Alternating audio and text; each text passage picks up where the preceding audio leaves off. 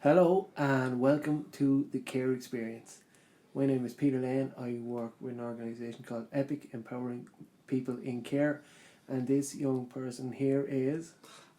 I didn't do it. Honest to God, I didn't do it. he actually did do it. He did do it. He's always saying that he didn't do it, but he did do it. I'm Thomas Mongan. I go to BCFE to study sound engineering and production, and I don't have a clue what's going on right now. We're podcast guys in a pool full of podcast guys being podcast guys. Now, if you're looking for a woke podcast, you got it. Well, Thomas is very woke. I'm an older gentleman. I'm working in the care system for more years than I care to remember. I try to be woke, but like a lot of people my age, I'm only after waking up. I might be a little bit groggy, so you're gonna have to bear with me a little while from time to time. But we can explore a lot of the kind of woke culture. What myself and Thomas often talk about is the kind of generation gap between a Generation Xer like myself and a young millennial as well. But one of the things that we really want to do is talk about the care system, and we want to talk about the care system from the point of view of young people who've been through the care system. Yeah, so I was in care for 10 years, so I'd have a tiny bit of experience. I'd have a different perspective, obviously being from care. We're also in the future we're going to interview more people with care experience, without care experience, with like their foster siblings and so on, like to get a unique perspective from all point of views, and just to give people who haven't learned anything about it yet like a look into the glass, a look into the life of someone that has care experience and is going through it, and what the system is like, and what could be improved, what's good about it, and what we can do to improve it. One of the things when we were researching into this, I was looking at the different podcasts around, and there's a lot of podcasts for foster carers and social workers, not that many around Ireland, but in the States there does seem to be, but there doesn't seem to be an awful lot from the point of view of young people in care. So one of the things we're trying to do is provide a platform for young people who have care experience. One of the things we're interested in is the creative side. I met a lot of young people who come through the care system, and they're mad into their music, they're mad into their rap, they're into their poetry, and they're into their art. So if you're not, if we don't know you already, please send in your stuff, send in your recordings, send in your poetry, and we can put it up on our website, and we can put it up, we can kind of give a platform to that voice, and that's what it's all about. The other thing we want to do is talk to people from all over the world who've been in care. We've been very lucky recently. We've been able to bring young people to meet other care leavers from Scotland, England, Northern Ireland, more recently Italy, Romania, Croatia, and we've linked in with organisations in Australia, New Zealand. And one of the things that we see across the board, no matter what the kind of legislation, what kind of culture that the young people are coming from, is that stigma. There's a lot of stigma involved in being in care and being a care leaver. And one of the things we're trying to do with this podcast is drill down into that and see what we can do about getting rid of the stigma. Yeah, so that was one of our main focus for starting a podcast in the first place, because in the media, just like people's perception and all that, there's a lot of negative stuff, and there isn't much positive things being spoken about. So like, say for example, someone from Kerry or something, it's a wild place, right? They've been told, because they're from Kerry, what they are, and they're like, people are like, oh, look in the news, look at this, look at that, look what people are saying, this is what you are. They're going to believe it if you say it enough times to them. So this is just what we want to do with the podcast, and we want to video it as well and get behind the scenes at these events to show the amount of positivity surrounding people who have left care, is to say like, you aren't what they say you are. And their expectations of you or just their limitations that they're trying to place on you, and we're trying to rid that of people. So like, if everyone is like an alcoholic or like addicted to drugs and going to become homeless and a misfit and all that, I'm none of those things. So what someone is saying is just invalid straight away. So we want to shift the perception, show the reality. Of course, there's negative in care experience with people and all that, and we want to dive deeper how it starts in the first place. It doesn't just start out of nowhere. We're not like validating that, but people always focus on the negative stuff. But if you focus on the negative of every culture or ethnicity or anything, you're going to just find bad. So we're trying to spread that good, trying to give a more open and honest point of view from people with experience, without experience, and just bring people together. We don't want there to be a gap between like that's foster care and all that, or feeling ashamed for being from foster care, residential care. Like, you shouldn't feel shame just because that's where you come from. Like, it's experience and all that. So we want to just show the positives, as I've been saying over and over, and just bridge the gap. One of the things I keep hearing time and time again is, education. Education is so important for people in care. Education is so important for people who are leaving care, and I couldn't agree more. It's absolutely huge, and it does. You can see young people who get the opportunity to get into education, and of course they actually want to do, and not that they're forced into do it because they don't get aftercare allowance. We can come back to that later on. But as far as education is important for young people in the care system, it's so important also for the public to be educated about the care system as well. It's not just all on the care system. It's not all on the social workers within TUSLA, which are the organisation who work with children in care in Ireland. It's also the society. We can see as much as Thomas is saying, and he's 100% correct, that it's not just the homelessness and like it's almost like a self-fulfilling prophecy when people do see them going down that route. But we have to see that statistically, unfortunately, we don't have the research in Ireland. There hasn't been a longitudinal study done about care leavers, but in the UK they have done one, and they can see that you're 40 times more likely to end up on the homeless system. I think it's 40 times more likely to end up in prison. You're 66 times more likely to have your children go into care from being, and I think you're 7 times more likely to die before your age at 25. So these are all things that we want to present the facts. They're horrible, stark facts, but it's not just all the facts, and we have to work as a society towards lessening those odds and giving the kids that have been taken off the parents through no fault of their own a better fighting chance at getting through life. Yeah, so with these kids that come from care, there's a reason they end up homeless. There's a reason they end up in prison. There's a reason where they don't make it to their 25th birthday or something like that. And that's the reason is the lack of support. Yeah. It's the lack of resources and the lack of care. No pun intended. But it's just like, if someone who has nobody, who's bouncing around foster homes, who ends up in residential, has to leave residential when they're 18, expected to start their own life at 18 as an adult, it's mental. Not everyone's ready for it. And if we just look at people who aren't care experienced, it's not even expected for them to be like have a job and all that by 18.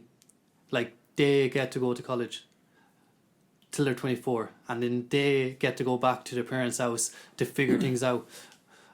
People with care experience, and myself included, I don't have the opportunity to fail. If I fail, I fail. There's no really, there's not many second chances. There's people I can go back to, but there's nowhere I could stay for a long amount of time, and that's the reality of the situation. And there's support out there there's the support that should be out there for people who experience stuff from care. Like there should be more therapy services catered to them because they have a different experience. There should be more support with housing and getting them a stable place to stay. They're like with budgeting and all that. There has to be a reason. There has to be people who are motivated to care to actually come out and care for these people who are young. Because if you want to talk about prison statistics, if you supported that person when they're younger, they're less likely going to end up in prison because they have more of a future. It's hard seeing a future when you're depressed and going through all this and you see no one cares about you, you see the reality of life. If we start at the root, when it comes later in life, they're going to be more likely to succeed, have a better life, a normal life. One of the things that really annoyed me about the news this week, and I suppose this podcast probably isn't going to go out for a couple of weeks, so we're talking about the end of November 2019 here, is that the Department of Children, and Thomas wasn't aware of this, I was only tell him on air just to get his reaction.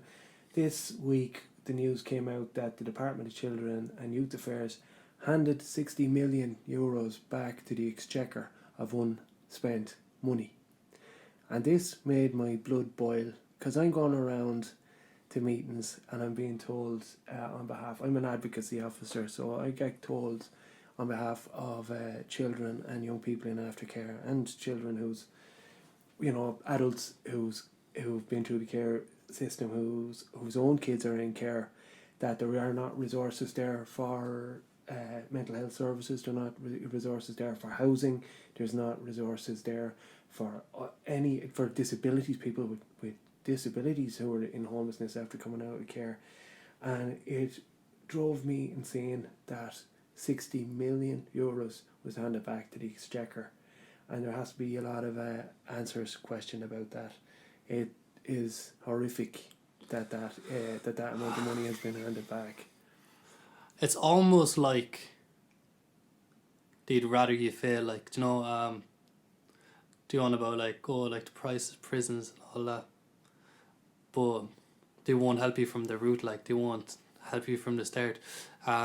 If you look at the reality of the situation, if you look at the reality of young people from the age of 12 and what they've had to witness, the age of 8 years old, and what they witness right now and the horrific stuff that just they have to witness and no one cares because no one is really responsible for them.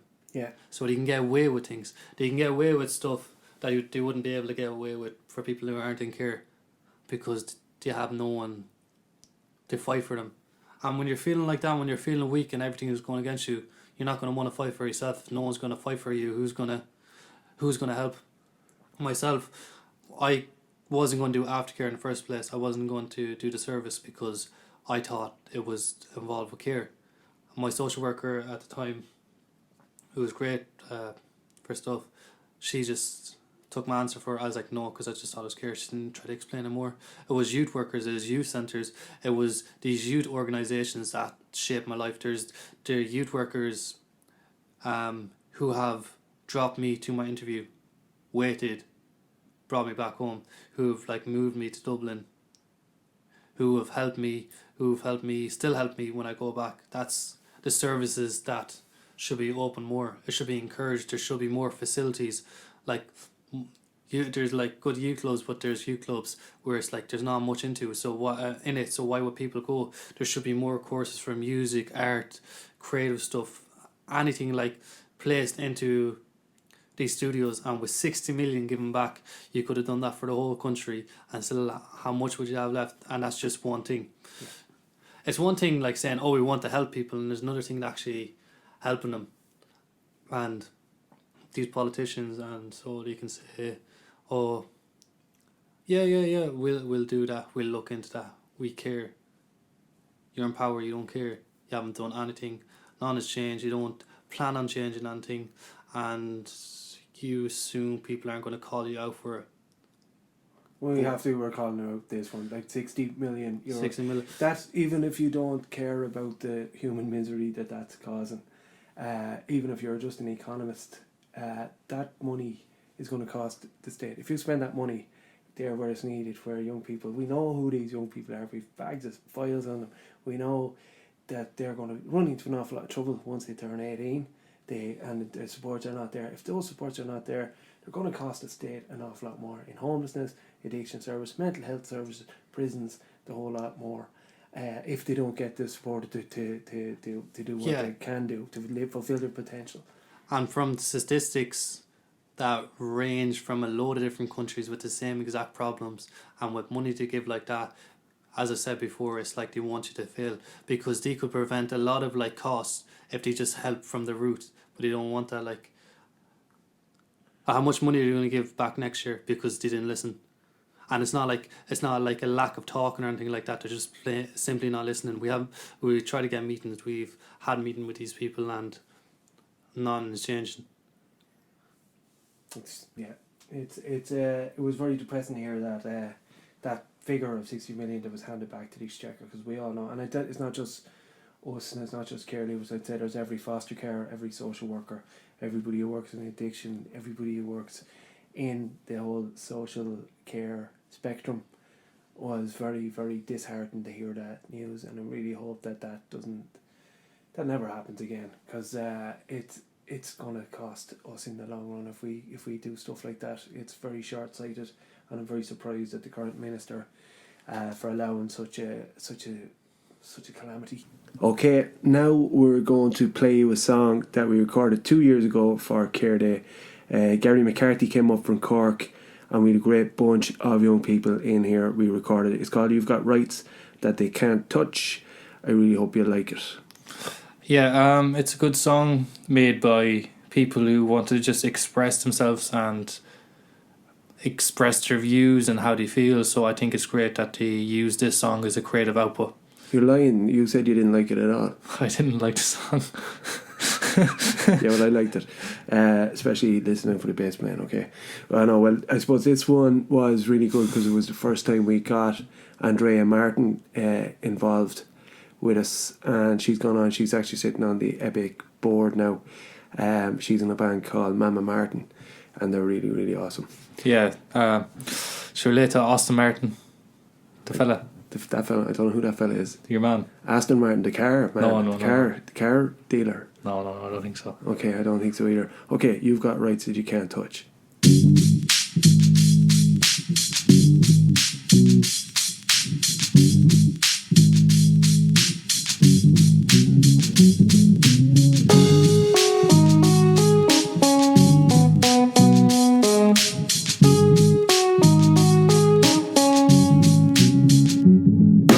People kept saying I'd be nothing, kept putting me down while I was struggling. Multiple thoughts running through my mind, needing help but the system was blind. Through the difficult times, always something to say at the tip of me tongue. Feeling so old, looking so young, I've overcome every obstacle thrown in me face, and look at me now, I'm in a better place. Being in care is not as bad as you might think. Sometimes it's like trying to sprint on an ice rink. Other times it's like sipping an ice drink. The negativity I hear is recycling. I've been in care for all of my life, so I think I know what's lies and I know what's right. Recognise me for who I am, it's time that you listen. Just because I'm in care doesn't mean I'm different. I know you've seen a lot of wrongs, but you know you've right that they can't touch. But you know you've right that they can't touch. Don't listen to that liar in your head. Use your own voice. Stand up. Use your own voice. Nothing all around me has ever been the same. The system that I live in's always prone to change. I have always had this notions of wanting to help others, and now I see those that really want to discover their true voice out in the open, hoping for a better day, always coping, jumping over any hurdle in the way, made me stronger, doing it day after day. I was in a darkness, used to hold everything inside, but that help out there took a while to realise. Don't face the negative, face the truth. Open your eyes, it will change your mood. And despite the rumours, or just like you, I got a sense of humour. Just like you, I got friends and family, and just like you, I can live quite happily. I know you've seen a lot of wrongs, but you know you've right That they can't touch. But you know you've right That they can't touch.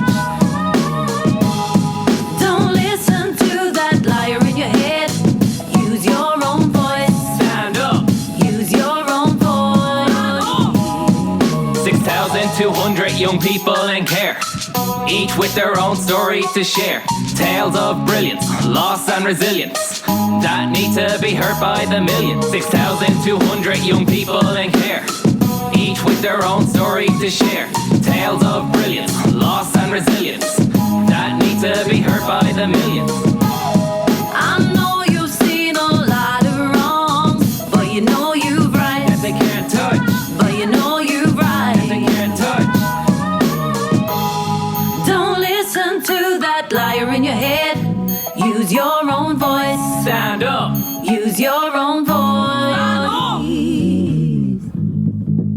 Okay, we're back at the podcast, The Care Experience. We are currently on the phone to a great old friend of Epic. Her name is Kathleen Chambers, and we're going to talk to her a little bit about creativity and being in care and how that might help you, if that makes sense. We're also going to try to figure out her real name. Who is called Kathleen? Kathleen, this is Kathleen. Kathleen. Kathleen.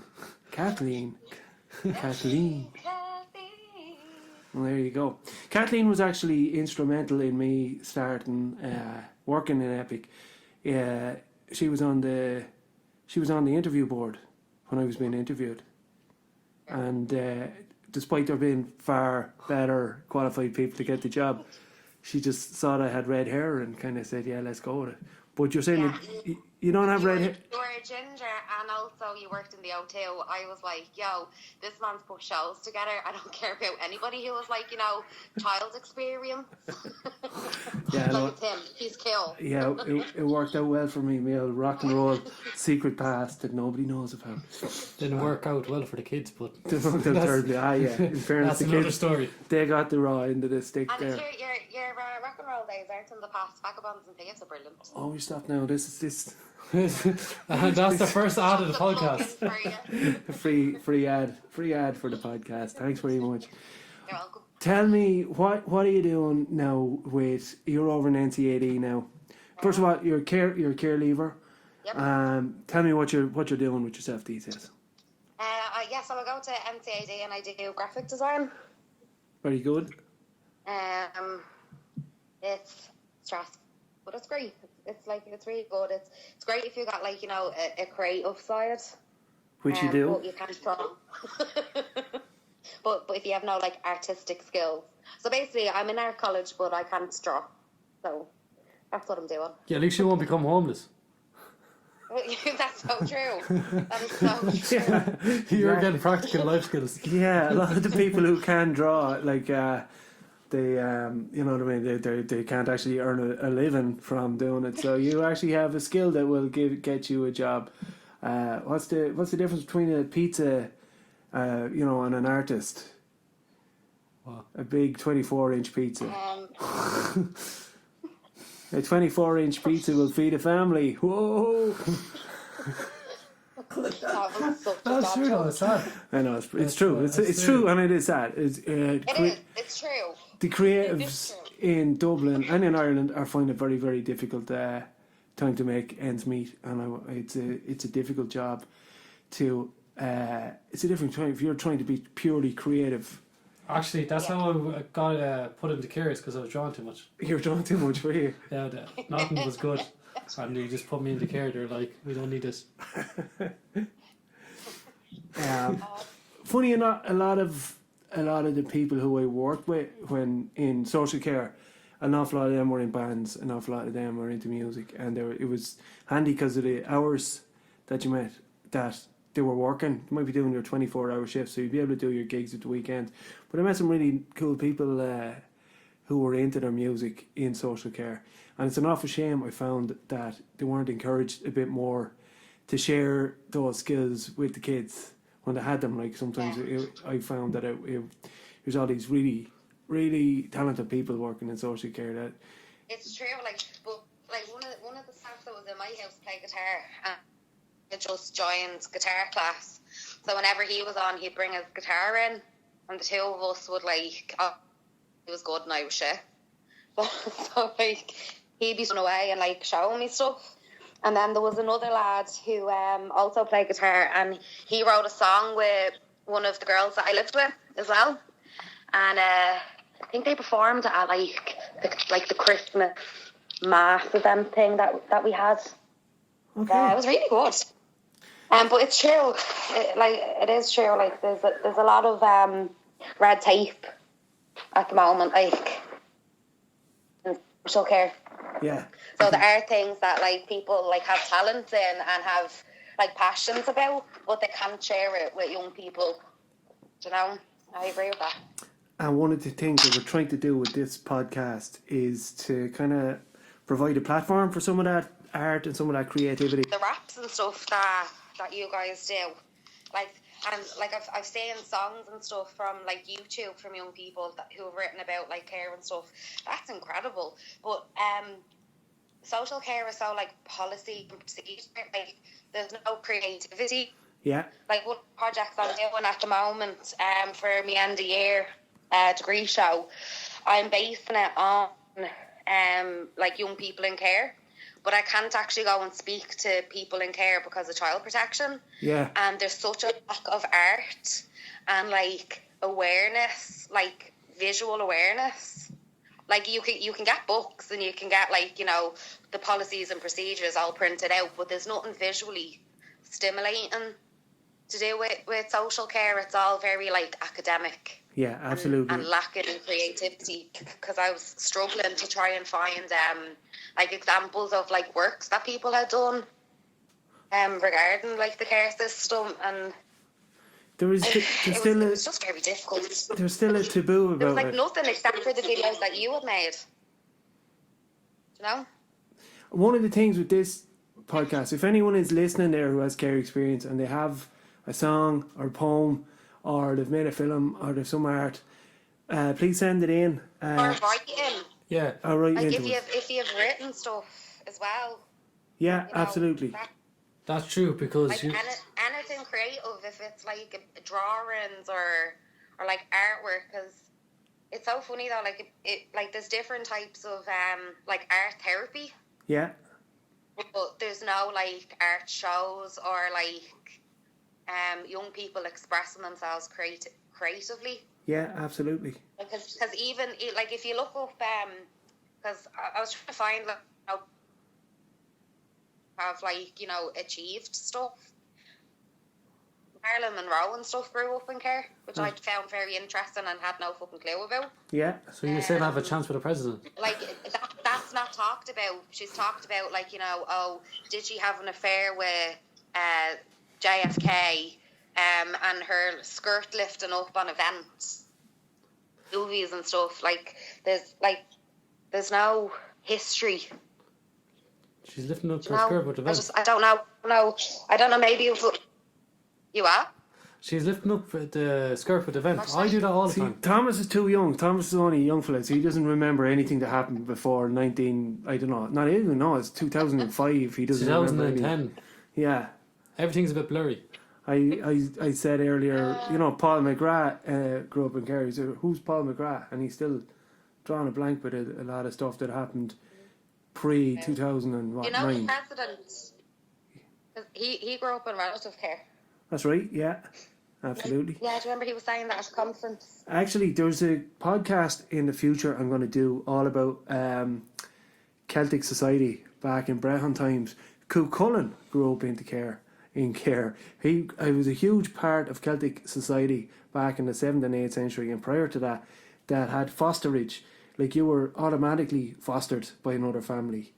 Cuchulainn, in his birth tale, there was like 8 different foster carers, foster parents fighting over who would get to foster him. One of them said he'd teach him hospitality, the other said he'd teach him warcraft, and so on and so forth. Like so, in Ireland, there's a huge history, a huge rich culture of fostering, and. But like before, like the English and stuff, we had like it was all clans, and to have peace between clans, you used to like give your child over to like another clan. Yeah. So that like it would bring peace, because they like had this idea that like, you know, if my son is there, he's not gonna want to attack us. Yeah. Or like he'll learn a skill and then like bring it back. Yeah, absolutely. There's some Yeah. hateful sons out there. There is some, yeah. It didn't always work out. Didn't always work out. Peter would have betrayed his whole tribe. I did a couple of times. But they haven't found out about it yet, so we're all right. Kathleen, will you come back into us again and chat to us again, will you? Yeah, no problem. All right, listen, thanks a million for taking your call, and we'll talk to you again. Let us know how that project comes out, and when you do have it finished, will you come in and talk to us about it? I will. I'll be into you having a cry next week. God, I don't know what I'm doing. Well, that's part of the Oulard, isn't it? Listen, thanks a million. Cheers. Chat to you Cheers, soon, thank Kathleen. you. Thank Bye. you. Bye. Now, give us be gentle with us. We're trying to just figure out the audio and stuff with that as well. So we're going to get better at this. It's going to be better as time goes on. Can I just say, if you don't leave a positive comment, that's the validation gone for me. Yeah, you'll destroy this. This is for validation only. And we're going to emotionally blackmail you into making this podcast. But it isn't. It's going to be there. Share it amongst your friends who have care experience or don't have care experience or are working in the care system and want to know a bit more about the care system and what happens to young people once they leave the care system. We're going to talk again next week. We're going to be talking a bit more about Care Day, which is going up on the 21st of February. And yeah, I think that's it for tonight. Yeah, so this was just basically a brief introduction into the podcast, non too serious near the end. No, but non too serious is just a brief introduction, introducing myself and Peter.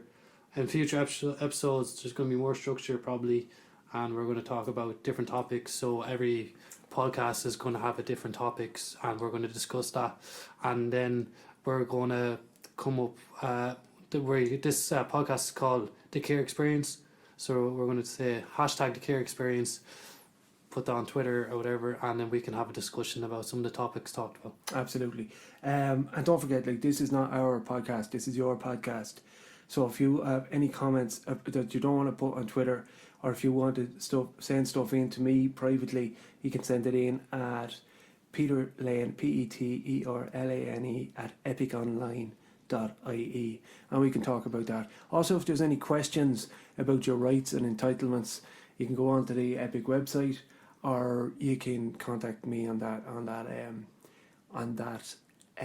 email address as well. All right, thanks very much. Thanks for listening. Last word to Thomas there. Yeah, the thing Peter was saying about emailing him ideas and all that. If you just email him, you're getting no credit. You're getting no money. We're going to take all the credit. There's no proof. Put it on Twitter, or there's no proof. Yeah, no, email me. Just email it. Don't mind him.